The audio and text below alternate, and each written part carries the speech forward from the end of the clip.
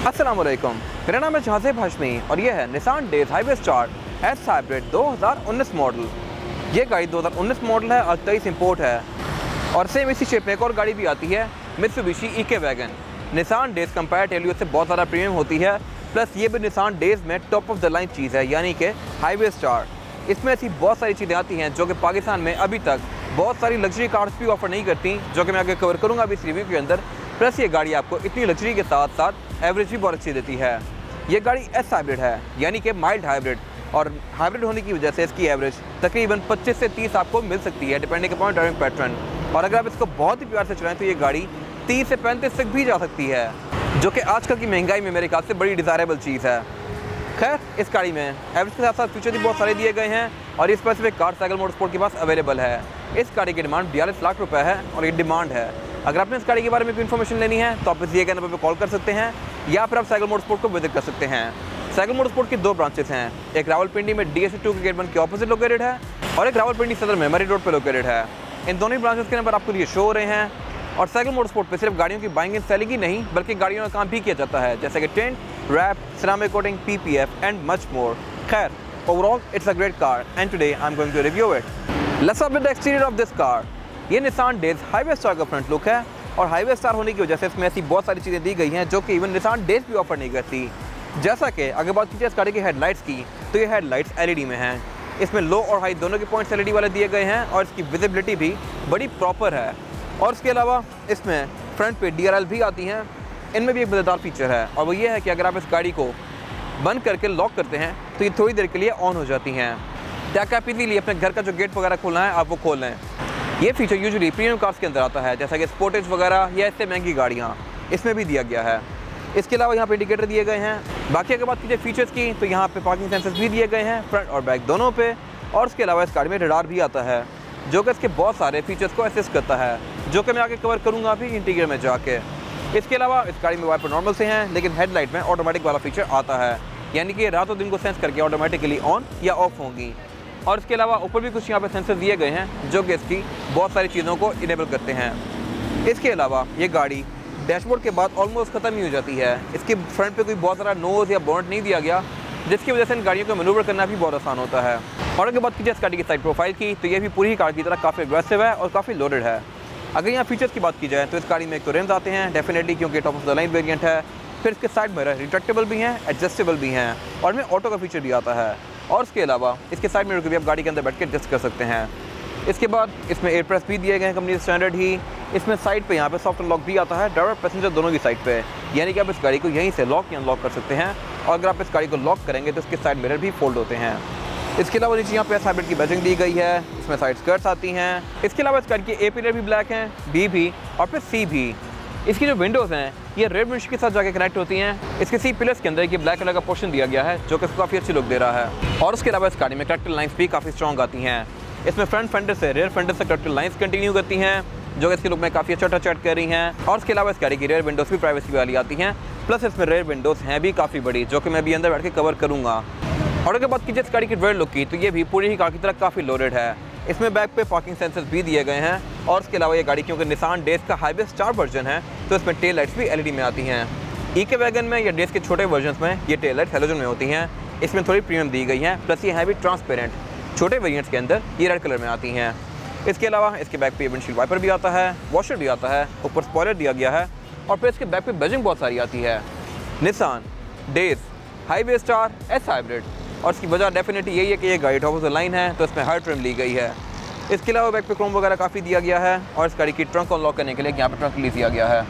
ये इस गाड़ी की ट्रंक कैपेसिटी, जहाँ पर आप 4 से 5 लोगों का सामान रख सकते हैं अगर छोटे बैग्स हों। यहाँ पे बैग पे एक बड़ा बैग आ सकता है या फिर 3-4 छोटे बैग्स आ सकते हैं। लेकिन अगर आपने इसकी ट्रंक कैपेसिटी को और ज़्यादा स्पेशियस बनाना है तो आप इसकी रेयर सीट्स को फोल्ड भी कर सकते हैं, लाइक दिस। इसके रेयर बेंचेस फोल्डेबल आते हैं, ये 50-50 के स्प्लिट के साथ हैं। और इसके अलावा इस नीचे दिग्गे लिट को उठा के आप इस गाड़ी की टूल किट एक्सेस कर सकते हैं। इसमें स्पेयर टायर नहीं आता, जो कि मोस्टली जापानी गाड़ियों में आपको देखने को नहीं मिलता। बाकी यहाँ पे सब कुछ नॉर्मल है। इसके बाद अगर बात की जाए इस गाड़ी के इंटीरियर की, तो ये भी पूरी कार की तरफ फीचर से काफ़ी लोडेड है। यहाँ पे हर चीज़ बड़ी क्वालिटी की है, जो कि मैं आगे कवर करूँगा अभी। इसका इंटीरियर डोल कॉम्बिनेशन में है, ब्लैक और डार्क ब्लू के। इसका डैशबोर्ड भी, सीट्स भी, ये सारी चीज़ें इसी कॉम्बिनेशन में हैं। फिलहाल अगर बात कीजिए इस गाड़ी के स्टीयरिंग व्हील की, तो स्टीयरिंग व्हील इस गाड़ी का 3 स्पोक है और इसकी लेफ्ट स्पोक पे कंट्रोल दिए गए हैं, जहाँ से आप इस गाड़ी के एमआरआई डिस्प्ले के बीच में नेविगेट कर सकते हैं। राइट स्पोक इसकी ब्लैंक है। एयरबैग भी इस गाड़ी में टोटल 6 आते हैं। एक एयरबैग स्टीयरिंग व्हील के अंदर माउंटेड है, एक डैशबोर्ड में, 2 पिलर्स में और फिर 2 सीट्स के साइड पर। और इसके अलावा अगर बात कीजिए इस गाड़ी के मीटर की, तो मीटर इस गाड़ी का लुक्स के लिहाज से DFS के ग्लोरी 580 प्रो के मीटर जैसा है। ये बड़ा बेसिक सा है, इस कार के लिहाज से ये ठीक है, लेकिन ग्लोरी में 50-60 लाख के प्राइस ब्रैकेट पे भी ऐसा ही मीटर आता था। इसके अलावा इसके सेंटर में एक एमआरआई डिस्प्ले दिया गया है, जो कि काफ़ी फीचर रिच है। आपकी बहुत सारी चीज़ें शो करवाता है इस गाड़ी की, जैसे कि इस गाड़ी के सेंसर्स, इस गाड़ी के मैसेजेस, इस गाड़ी की सेटिंग्स, रेडार की सेटिंग्स। आप यहाँ से इसके ट्रैक्शन कंट्रोल को ऑन ऑफ कर सकते हैं। इसके अलावा यहाँ पे ये गाड़ी आपको टायर ट्रेनिंग रेडियस वगैरह भी शो करवाती है और इको के स्कोर वगैरह भी शो करवाती है, जो कि मेरे ख्याल से एक अच्छी चीज़ है। इसके अलावा यहाँ पे कुछ खास नहीं है। अगर बात की जाए इस गाड़ी के डैशबोर्ड की, तो डैशबोर्ड इस गाड़ी का मोस्टली प्लास्टिक की फिनिश में है, बट इन गाड़ियों में इंटीरियर के मटेरियल कोई बहुत ज़्यादा मैटर नहीं करते, क्योंकि इन गाड़ियों का प्राइम फोकस एवरेज ज़्यादा देना होता है और एक अफोर्डेबल प्राइस पे। तो अगर इसमें प्रीमियम मटेरियल यूज़ किए जाएँ तो इसकी एक तो वेट भी बढ़ जाएगा, प्लस इसकी प्राइस भी बढ़ जाएगी। तो मेरे ख्याल से ये इंटीरियर भी इस प्राइस पॉइंट पे काफ़ी अच्छा है। बाकी ये डैशबोर्ड डुअल कॉम्बिनेशन में है, ब्लैक और डार्क ब्लू के, और इसके सेंटर में एक ये मल्टीमीडिया स्क्रीन दी गई है, जो कि अगेन काफ़ी फीचर अच्छा है। इसमें आप अपना फ़ोन वगैरह कनेक्ट कर सकते हैं, ऑक्स वगैरह यूज़ लगा सकते हैं इसके साथ। प्लस ये आपको सर्विस हिस्ट्री भी शो करवाती है, जो कि अगेन मेरे ख्याल से एक मज़े की चीज़ है। इसके अलावा एयरवेंट इस गाड़ी में टोटल 4 ही आते हैं। नीचे की बहुत बड़ा सारा स्टोरेज एरिया दिया गया है और उससे नीचे ये इसकी कुछ इंटरेस्टिंग चीज़ें हैं, जैसा कि इस गाड़ी का गियर लेवर। इसका गियर लेवर नॉर्मल सही है, लेकिन ये डैशबोर्ड के अंदर है, और इसकी वजह डेफिनेटली यही है कि इसमें ट्रांसमिशन CVT आती है। CVT वाली मोस्टली कार्स के अंदर गियर लेवर डैशबोर्ड में दिया गया होता है, और इसके साथ इसका क्लाइमेट कंट्रोल दिया गया है। क्लाइमेट कंट्रोल इस गाड़ी में सिंगल जोन ही है, लेकिन इसका डिस्प्ले जो है ये बड़ा मज़ेदार है। ऐसा डिस्प्ले मैंने पहली बार किसी कार में देखा है, और मेरे ख्याल से हर गाड़ी में क्लाइमेट कंट्रोल का डिस्प्ले ऐसा ही आना चाहिए। उसकी वजह यह है कि अगर आप फैन स्पीड को ज़्यादा करते हैं तो इसमें इंडिविजुअल बॉक्स लाइट अप होते हैं, लाइक दिस। आप इसको स्लाइड करके ऑन या ऑफ कर सकते हैं, इसकी स्पीड को कम ज़्यादा कर सकते हैं, और इसका डिस्प्ले बड़ा मज़ेदार है। इसके अलावा ये सारा क्लाइमेट कंट्रोल वाला पैनल टच में है, इसको आप टच से ही ऑन या ऑफ करेंगे। फिर उससे नीचे यहाँ पे एक ये ड्रॉ दी गई है, उसके अंदर एक फ़ोन होल्डर दिया गया है या कप होल्डर दिया गया है। उसके अलावा उससे नीचे एक और ड्रॉ दी गई है यहाँ पे, और इस गाड़ी में ये सेंटर वाला एरिया ओपन ही है। इसमें सीट्स भी सोफ़ा सीट्स आती हैं, यानी कि आप सेंटर में भी यहाँ पे एक बंदा बिठा सकते हैं ट्रक की तरह। और उसके अलावा यहाँ पे कोई सेंटर कंसोल नहीं आता प्रॉपर, जस्ट से यहाँ पे आर्मरेस्ट दिया गया है, जिसको आप फोल्ड या अनफोल्ड कर सकते हैं, लाइक दिस। और उसके अलावा अगर आप ड्राइवर की सीट को आगे पीछे करते हैं तो इसकी सीट का काफ़ी बड़ा सारा एरिया आगे पीछे होता है, लाइक दिस। प्लस ये आगे भी बहुत जाती है, लाइक ये बिल्कुल आगे तक आ जाती है इस तरह से। इसके अलावा पैसेंजर की सीट भी इस गाड़ी में नॉर्मल सी है। इसमें सीट्स डुअल कॉम्बिनेशन में आती हैं, ब्लैक और डार्क ब्लू के, और जो डार्क ब्लू वाला एरिया है ये चेकर पैटर्न है। और इसके अलावा इसमें ड्राइवर की सीट में हाइट की एडजस्टमेंट भी आती है, आप इसको ऊपर या नीचे भी कर सकते हैं, जो कि अगेन मेरे ख्याल से एक अच्छी चीज़ है। फिर मैट भी इस गाड़ी में टोटल 2 ही आते हैं, एक फ्रंट पे मैट और एक बैक पे मैट। यूजुअली गाड़ियों में 3 या 4 पीस आते हैं, इसमें 2 ही दिए गए हैं क्योंकि गाड़ी सेंटर से ओपन है। इसके फ्रंट पे भी एक ही मैट है। इसके अलावा स्पीकर इस गाड़ी में टोटल 6 आते हैं, 4 स्पीकर डोर्स में हैं और 2 ट्वीटर्स आते हैं इसमें। और इसके अलावा इसके डोर पैनल काफ़ी मैसिव हैं, जैसे कि आप देख सकते हैं। इसके अलावा अगर बात कीजिए इस गाड़ी के साइड मिरर की, तो ये साइड मिरर भी काफ़ी फीचर अच्छे हैं। इनको आप गाड़ी के अंदर बैठ के ही फोल्ड या अनफोल्ड कर सकते हैं, लाइक दिस। और इनमें एडजस्टमेंट भी आती है, यानी कि आप इनको यहीं से बैठ के एडजस्ट भी कर सकते हैं। इसके अलावा अगर बात कीजिए इसके वैनिटी मिरर की, तो ये नॉर्मल से ही हैं, इनमें कोई लाइट नहीं आती। लेकिन इस गाड़ी का जो रेयर व्यू मिरर है ये भी ऑटो डिमिंग वाला है। अगेन ये मेरे ख्याल से एक बड़ी मज़े की चीज़ है। ये फीचर आपको स्पोर्टेज या टुक्सॉन वगैरह ऑफर करती हैं, उससे नीचे पाकिस्तान में किसी कार में नहीं आता। यह सिविक RS ऑफर करती है, जो कि 1 करोड़ एंड अबव है, बट 6000 सीसी गाड़ियों में जापानी ये चीज़ें ऑफर करते हैं। पाकिस्तान पता नहीं कितना टाइम बाद जाकर यहाँ पहुँचेगा। इसके अलावा यहाँ पे कुछ खास नहीं है। मेरे पास यहाँ पे लेग रूम भी काफ़ी स्पेशियस है और हेड रूम भी।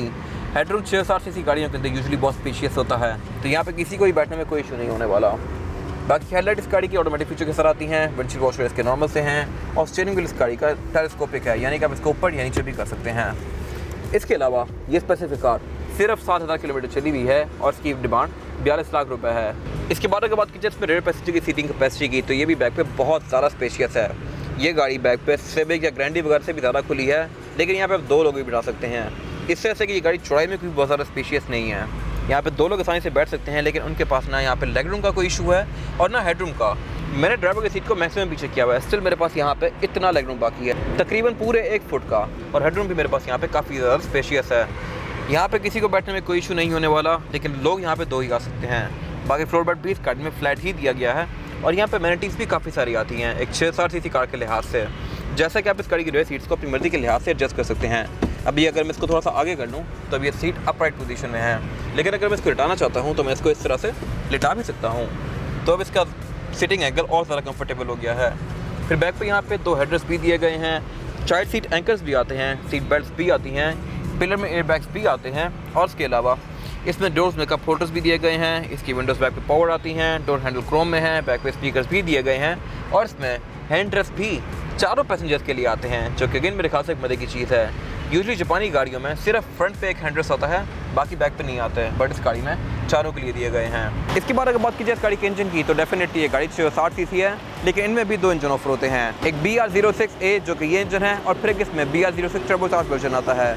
ये गाड़ी टर्बोचार्ज नहीं है, लेकिन ये एस हाइब्रिड है, यानी कि ये गाड़ी पेट्रोल और करंट दोनों को यूज़ करके इसकी एवरेज को मैक्सिमाइज़ करती है। ये गाड़ी आपको अगर आप इसको प्यार से चलाएं तो आपको तकरीबन 30 से 35 तक की एवरेज भी दे सकती है, depending upon driving pattern. On average इसकी सिटी में आपको अगर आप नॉर्मल यूज़ करते हैं तो 20 से 25 की एवरेज आएगी, जो कि आजकल की फ्यूल प्राइस में बहुत डिज़ायरेबल है। इसमें एक 20 किलोवाट की बैटरी आती है और एक इलेक्ट्रिक मोटर आती है, जो कि इंजन का थोड़ा बहुत लोड अपने पे ले लेती है और इंजन बेहतर एवरेज देता है आपको। इसके अलावा इस गाड़ी में जो ट्रांसमिशन है ये CVT आती है। ये गाड़ियाँ फीचर से फुल लोडेड होती हैं। एक तो ये गाड़ी हाइब्रिड भी है, फिर इसमें ट्रांसमिशन भी CVT है, जो कि पाकिस्तान में ऑल्टिस 1.6 ने 2023 में जाकर देना शुरू की है। इससे पहले CVT उस गाड़ी में नहीं आती थी। बाकी बोनट इस गाड़ी का बड़ा मिनिएचर सा है, इसके अंदर इंसुलेशन दी गई है। इसके अलावा इस गाड़ी में ABS भी आती है, ट्रैक्शन कंट्रोल भी आता है, रेडार भी आता है, और इसके अलावा इसमें स्टीयरिंग व्हील भी EPS है, इलेक्ट्रॉनिक पावर स्टीयरिंग। इसके अलावा यहाँ पे कुछ खास है नहीं। इसके बाद अगर बात कीजिए इस गाड़ी के टायर साइज़ की, तो टायर साइज़ जो आता है निसान डेज हाईवे स्टार में ये है 155, 65 और 14। इस गाड़ी में 14 इंच का रिम दिया गया है, जो कि लुक्स के लिहाज से काफ़ी अच्छा है। और इसके अलावा इसमें डिस्क ब्रेक भी आती है फ्रंट पे, बैक पे इसमें ड्रम ब्रेक दी गई है, लेकिन इन गाड़ियों में कोई ऑल व्हील डिस्क ब्रेक होना मैटर भी नहीं करता, क्योंकि ये कोई बहुत ज़्यादा हाई परफॉर्मेंस कार तो है नहीं। और इसके अलावा इनका वेट भी नज़ारा नहीं होता, तो 2 disc brakes will do just fine. और इसके अलावा इसमें और भी बहुत सारे फीचर्स आते हैं, जैसे कि ABS, traction control, auto braking, eco idling वगैरह, जो कि मैंने सारे कवर कर चुका हूँ। अगर बात की जाए टायर की, तो टायर इस गाड़ी में ब्रिजस्टोन एकोपिया है, जो कि एक अच्छा टायर है और आपको 40-50 हज़ार किलोमीटर और एक अच्छी राइड प्रोवाइड कर सकता है।